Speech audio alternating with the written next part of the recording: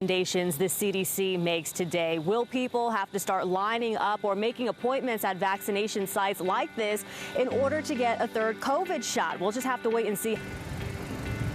Yeah, guys, so starting tonight, there is absolutely no room for error. They absolutely have to win tonight's game to stay alive in the Stanley Cup playoffs. Yeah, Bill, Liz, I talked with students. They say that some of their peers were having a really hard time adjusting this year after being virtual last year. I want to give you guys a look at this growing memorial students have set up for those students who died here. We have candles, flowers, so many inspiring and positive messages. And then in chalk, it says here, your fire will never truly die. Rest. Well, Bill and Randy, Raleigh police have already cleared the scene, and the car involved in this crash has been hauled away. But I want to show you the extensive damage at this Burger King. Take a look. You can see on the ground here the tire marks that lead up to the door where the car hit. And you can see here it shattered the glass door, tons of debris on the ground and hanging from the ceiling. And take a look at the scene when we first. Vet services, you're getting a live look at that fire right now, still burning. A lot of damage to this building here. Authorities say that the animals are being taken to safety. No word of any injuries with either people or animals. We'll keep you updated on this.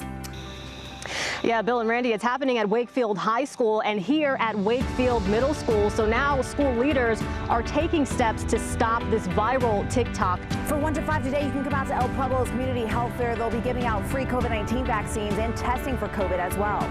This building right here, people have been rappelling down these 30 stories all day long, raising money for the Special Olympics. This is something that means a lot to a lot of people here in North Carolina. Johnson County School Board will meet virtually at 2 p.m. to re-vote on its mask mandate, and this is something parents are going to be watching very closely. Half people have been stuck inside, but all of this was a chance for families to see things they haven't seen before and get inspired in a safe way. Now our only options are either closing school temporarily for either classes or schools, but beyond the school, in terms of the entire district, we kind of don't have that authority as granted by the state.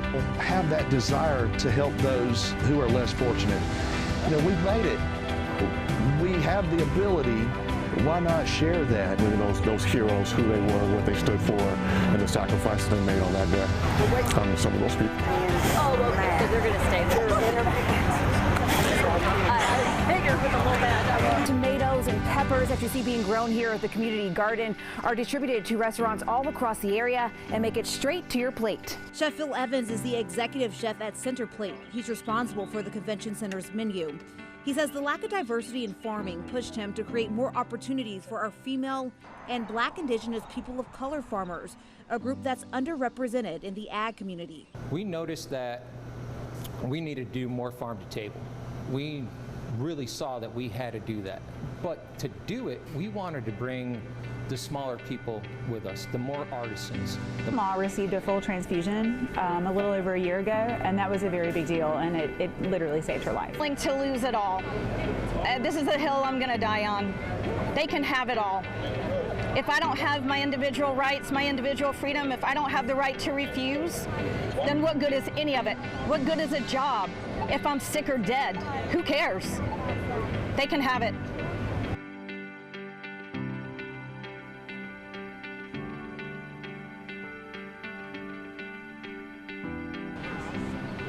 Okay, I'll call you right back.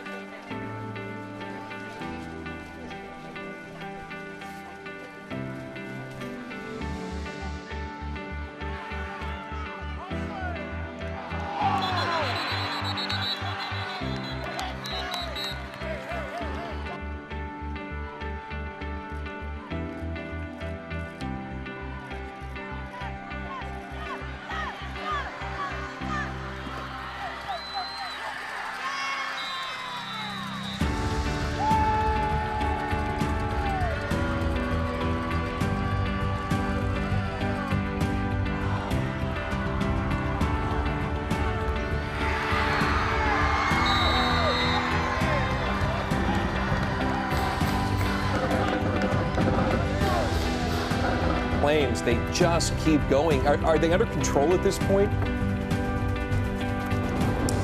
Bill, Randy, at this point, I would say that they're not under control. We still have crews on scene here working to put out the flames.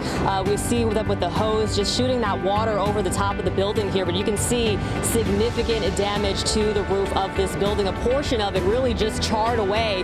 And you can see also that there are still flames underway. Every so often we see them almost reignite and then they are under control again, but still crews working to get all of this under control. We've also noticed Apex firefighters bringing water from outside of this area to the scene here to help out with the crews on scene. But as you mentioned, we're told that this started around midnight. Still very little information. We can tell you that this facility offers a full range of vet services 24 hours a day. But at the time of the call, authorities tell us that the animals were being taken to safety. No word at this point of any injuries to people or animals or what caused this fire. But as soon as we get more details, we'll bring it to you. But again, still a very active scene here at the 3H Equine Hospital. Send it back to you guys. Well, Bill and Randy, still an active scene here at the 3H Equine Veterinary Hospital. You can take a look behind me here and see that significant damage that this fire has caused so far. Heavy damage to the roof of the building and still some flames showing in parts of this building as well. Crews on scene working to put out the flames in any hot spots. We've also noticed Apex firefighters bringing water from outside of this area to help crews because this facility is on a dirt road. And still very little information to tell you at this point, but authorities say that the animals were being taken to safety at the time of the call. No word at this point if there are any injuries to people or animals. As soon as we learn more, we will bring you that information. Live in New Hill, Liz Ortiz, CBS 17 News.